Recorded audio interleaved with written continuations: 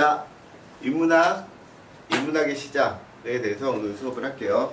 여러분이 알고 있는 인문학은 어떤 국영수, 과학 이런 과목 중에 하나지만 사실 인문학이라는 말은 모든 학문을 얘기하는 거예요. 그러니까 쉽게 말해서 우리가 과학, 기술, 사회 이런 학문처럼 어떤 분야를 배우는 게 아니라 우리가 삶을 살아가는 기본이 되는 게 바로 인문학이죠.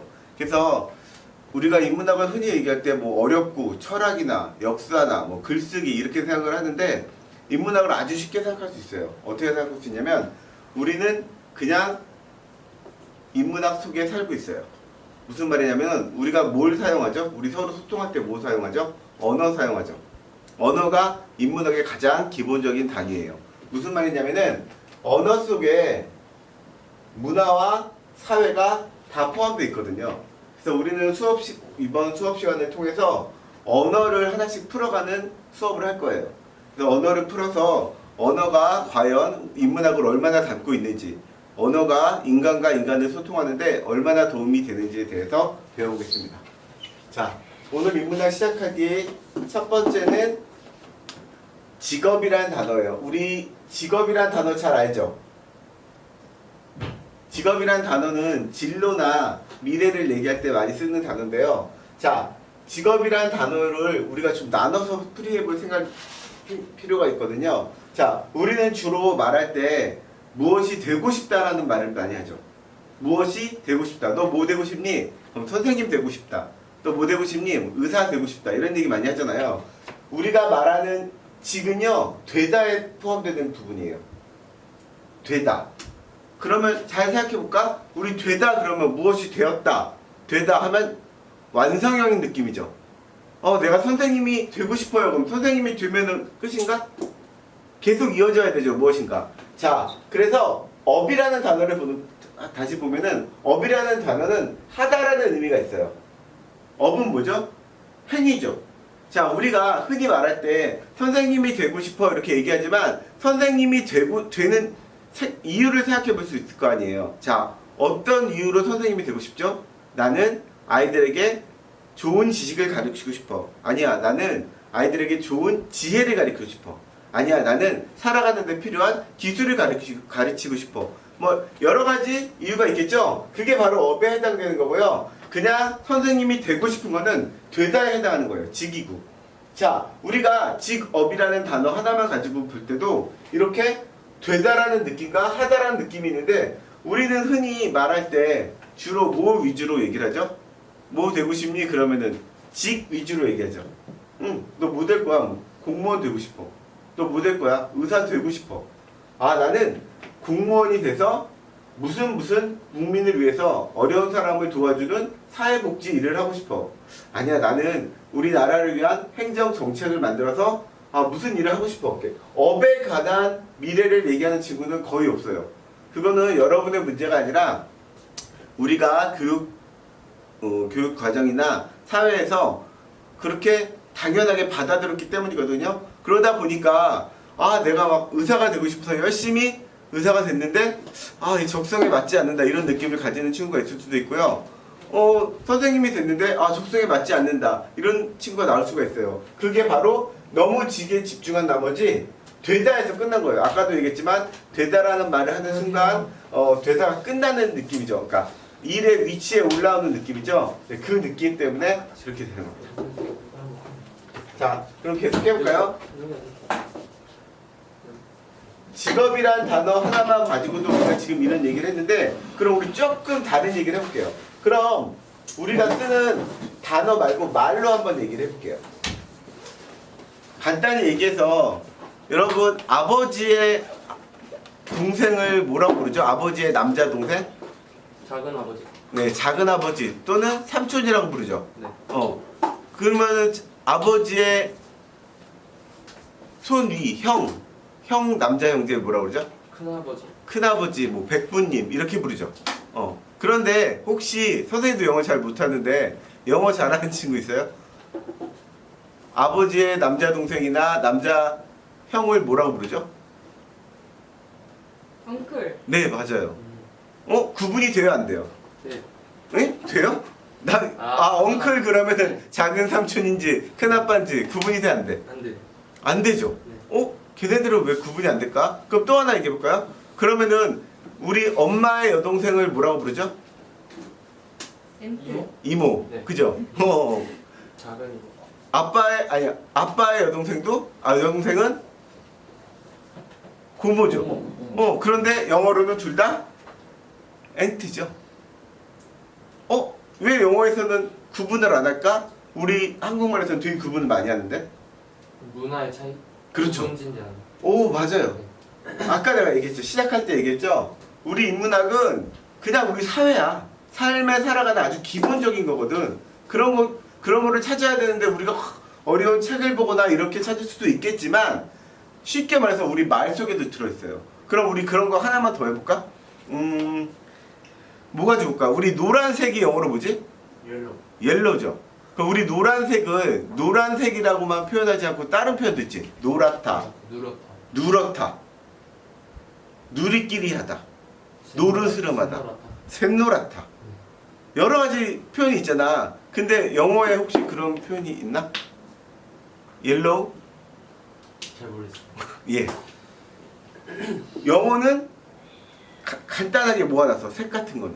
그지? 근데 우리는 그냥 세분하게 했단 말이야. 근데 반대인 것도 있어. 우리는 G는 뭐야, G?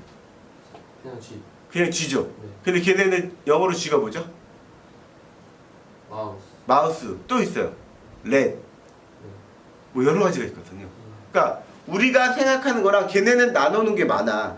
한 개체를 되게 개인을 중요시하기 때문에 개체를 나누는 게 많은데 우리는 안 나누는 것도 있고 걔네는 그냥 중요하지 않으니까 모아놨는데 우리는 세분하게 나누는 게 있어. 그런데 여기서 이렇게 다른 점만 찾으면 끝나는 게 아니라 그 이유를 한번 생각해보자. 우리는 왜 그 집안 호칭을 골고루 나눠놨을까? 집안을 중요시하는 문화가 있어요. 예, 맞아요. 집안을 중요시하는 문화. 쉽게 말해서 우리 그런 거 뭐라고 그러죠? 좀 어려운 말로?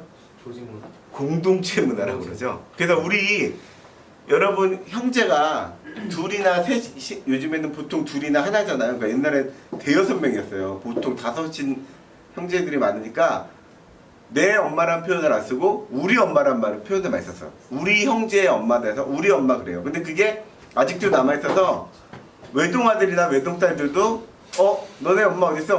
우리 엄마 어디 있는데? 이렇게 얘기하죠. 우리는 복수잖아. 그지? 근데 그게 자연스럽게 보면 남아있는 거야. 우리 언어 속에. 한국인은 공동체 사회에 공동체 의식이 강해서 공동체 문화가 많이 남아있구나. 그래서 언어를 얘기할 때도 같이 함께를 하니까 구분이 중요한 거야. 형제가 많으니까 아까 얘기했듯이 고모, 이모, 삼촌, 큰아버지가 되게 많지. 그게 많으니까 그걸 구분해야 되잖아. 그러니까 구분이 돼 있던 거야. 그런데 서양도 형제가 많고 그런데 왜 구분을 안 했을까?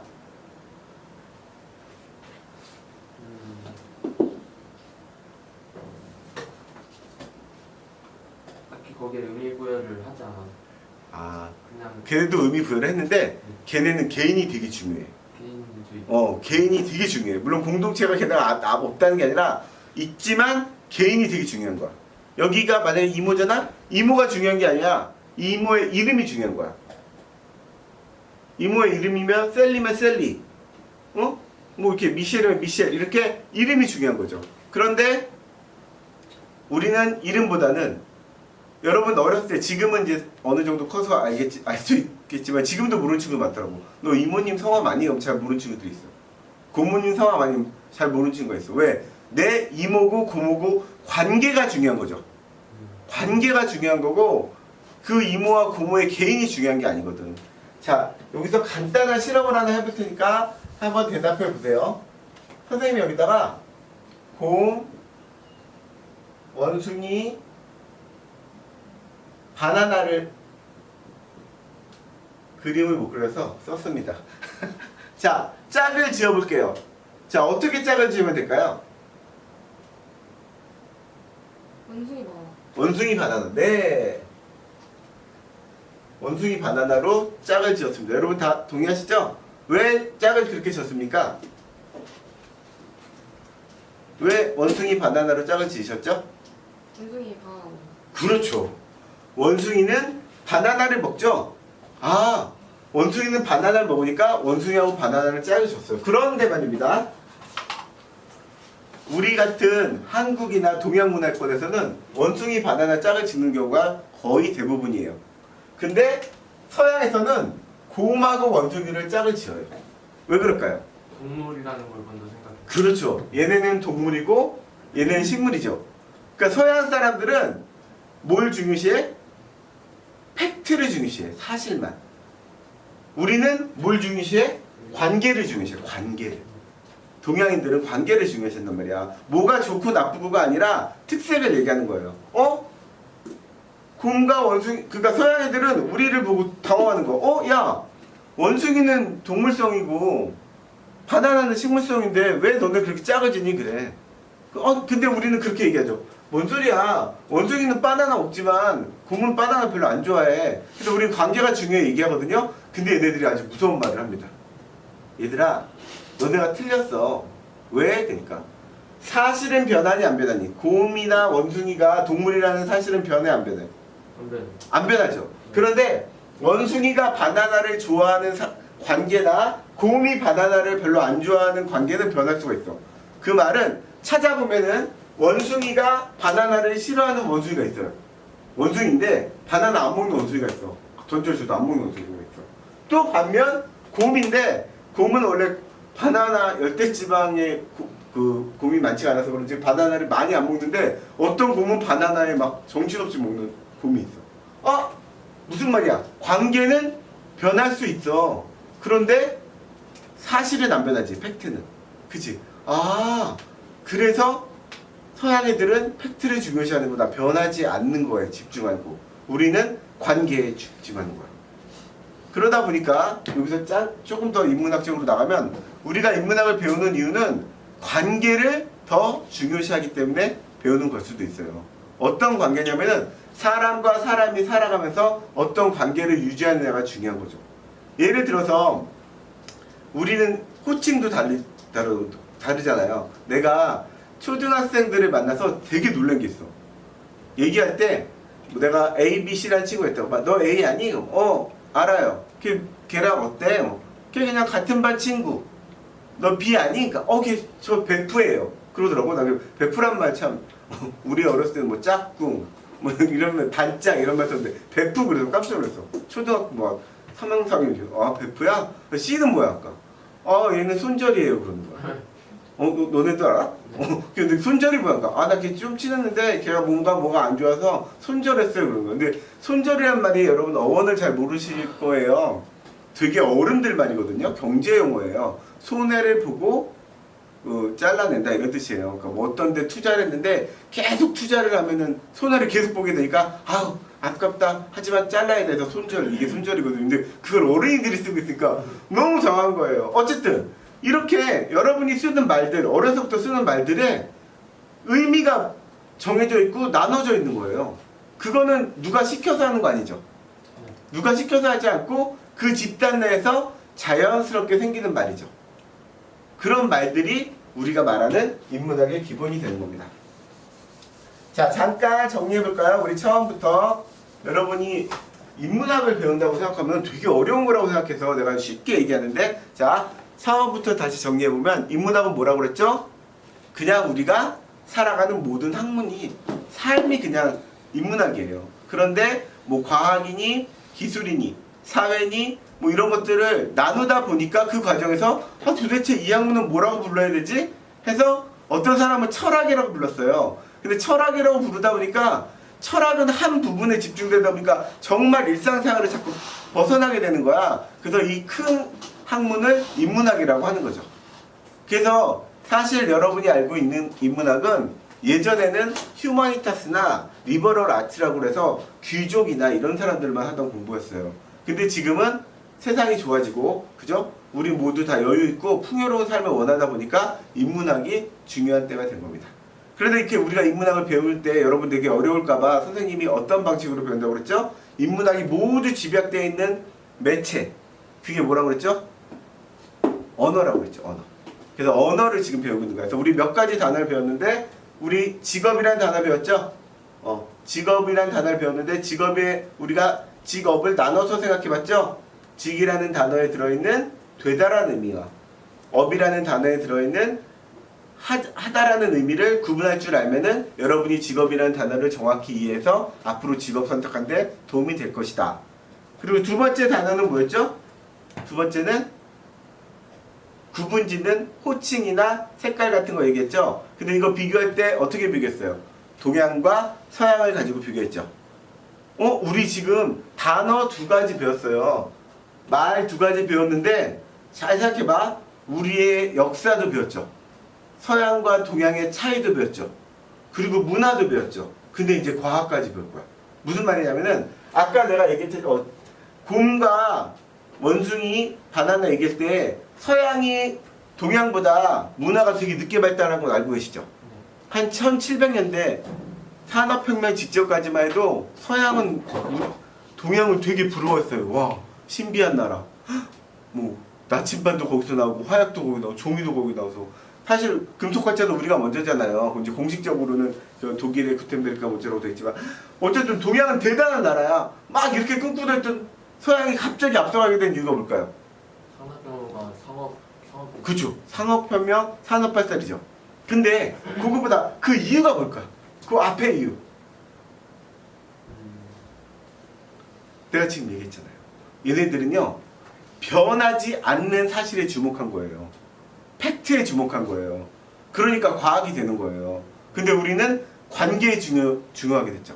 관계를 중요해서 처음에 잘 갔어요. 사람이 그렇게 많지 않았고 옛날에 지금 77억이라는 말이 있는데 옛날에 전 세계 인구는 한 그때 17세기 할 때 1억 정도, 1억에서 2억 정도 추산을 해요. 확실하지 않고 검사하니까. 그렇게 적은 인구니까 인문학만으로도 충분히 사는데 지장이 없었는데 점점 산업혁명이 발달하고 과학이 발달하면서 어떻게 되겠어요? 팩트가 변하는 게 있으면 안 되는 거야. 쉽게 말해서 우리 시계가 우리 같이 사용하는데 시간이 똑같아야 되죠. 근데 내 시계는 7시인데 얘 시계는 9시고 내 시계는 12시고 막 이러면 어떻게 돼? 안 되죠. 우리는 관계를 중요시하기 때문에 시간도 대충 말해요. 자, 우리 조금 언어 얘기 더 할까요? 대충 말해요. 내일 몇 시에 만나? 그럼 우리 제 아이들은 한 서너 시쯤? 그런 말 잘 쓰죠. 네. 2, 3시? 2시야 3시야. 그래서 서양 애들은 2, 3시라고 딱 들으면 2시인가 보다 딱 나왔더니 3시에 와 얘가. 3시인가 보다 딱 나왔더니 야, 너 2시에 안 와서 우리 끝나서 갈 거야 그래. 이해가 안 되는 거예요. 왜 2, 3시, 서너 시? 걔네는 정확했잖아요. 정확한 걸 필요하다 보니까 변하지 않는 걸 찾는데 변하지 않는 학문이 뭐예요? 과학이잖아요. 수학이잖아요. 그래서 걔네가 수학과 과학이 발달한 겁니다. 아시겠어요? 우리 인문학을 배우는데 인문학을 배우면서 이 안에 미국 그 서양의 과학 발달도 들어있네. 그러면 조금 더 재밌는 얘기 해볼까요?